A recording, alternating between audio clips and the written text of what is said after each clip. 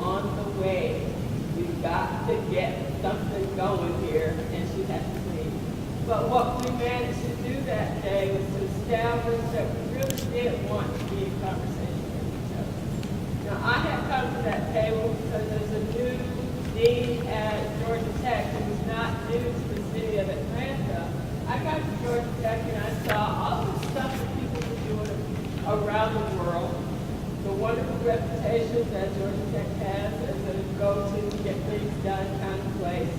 And my question was, do wonderful stuff around the world, what do you do across the street? And so to start answering that question, I invited people to lunch. I thought food is a good way to get conversation going. And much to my surprise, inside Georgia Tech, there were about 35 folks who either were doing things, had done things in the past, wanted to do things. But there was very little coordination of that conversation. So we started inside the Georgia Tech task force on the west side, on the west side. And my interest there was in establishing that we were good citizens in our own community. I was soon joined in that enterprise by the College of Architects. And we formed a very vibrant relationship of trying to take seriously what it is that we are doing with our West Side neighbors. And looking for the community, one of the questions that I asked was, who are the people who've been in this relationship longer than others who might give us some advice? And our most active partner at that time was the English Avenue Neighborhood Association, because they have been working with us through the semester in the city board. It is a force that is our longest standing educational effort in college classrooms to be engaged with the West Side neighborhood. We also had students who had been with the Bellwood Boys and Girls Club for longer than anybody else in the same basis. So we had them. We had Don White here, who was the person who, with seismic, was our educational lead in terms of what Georgia Tech does. And so we were able to convene that first meeting on April 24th with some investment in seeing what we might do together. The thing that is so amazing to me is that all of that was done under the umbrella of the Georgia Tech community. I never get this right. What's the name of the office? Community Relations Office. Chris was not a part of that office at that point, but the person who he replaced in Georgia Tech was. And so from the beginning, on the inside, it was a partnership between the Ivanhoe College, the College of Architecture, and the community relations office. And so that has continued to blossom in terms of the points of focus that we bring. The points of focus that are most vibrant are that we consider ourselves in the Ivanhoe College community human-centered approach. We look at the College of Architecture as the built environment approach. And we look at the Community Relations Office as the office that negotiates lots of things and serves as the negotiator of many of our activities. Our partners on the other side of the process, the community group, and it was amazing to us that they had enough faith in us to stay with us long enough for us to get some good things going.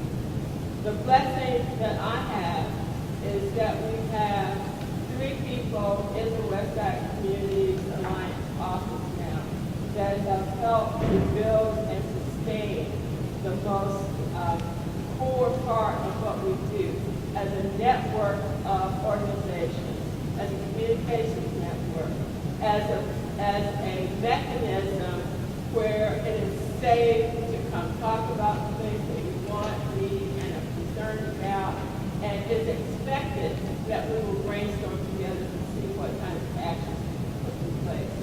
Those three people are Sharita Davis Faulkner, who is the coordinator, Mackenzie Madden, whose title I change probably on a daily basis.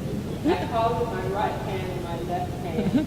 And there is their graduate student who works with us very closely to try to get these things done.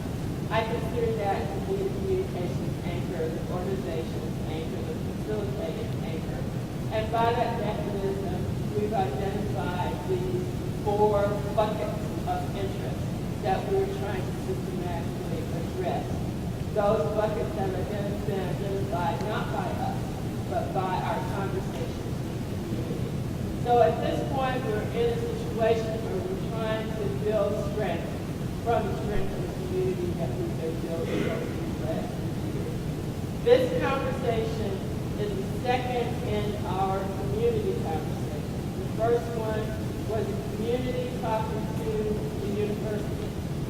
And in that arrangement, I emphasized that we talked about the universities being a triangular relationship around these communities, because we have Georgia Tech to the north, we have Atlanta University Center to the south, we have Georgia State to the east, and a little bit farther east we also have here. And so that's a nice little surrounding tissue of educational and academic expertise that we can draw on variously. And those partners are also working with us in this collective to try to address the problem. Our goal, of course, is to try to build a West Side that is vibrant, that is the kind of place that people can live and work together, where everybody thrives in various ways in keeping with the needs and issues and concerns that they have. So with that said, I'd like to turn it over now to Sharita. Mackenzie, who will tell you the marching orders of the day. Hey everyone, so I'm Mackenzie with Westside Community Alliance, and thank you to Register for that welcome. And to follow up on what she said, this is our second event, so we had one in November that was from the community's perspective. And Sharita is moderating, she'll tell you a little bit more later about just how well these particular panel members reflect the concerns that were brought up by the community leaders in November.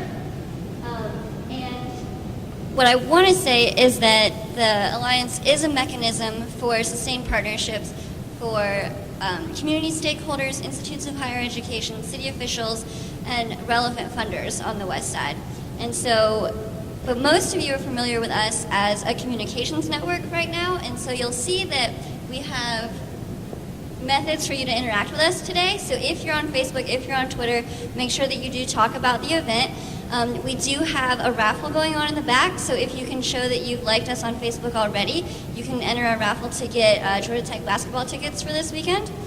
And that's where we post all of our pictures from events. That's where we promote events, not only ours, but others as well, relevant blogs and articles that have to do with the West Side, as well as up-to-date alerts about maybe events that have changed, so on and so forth.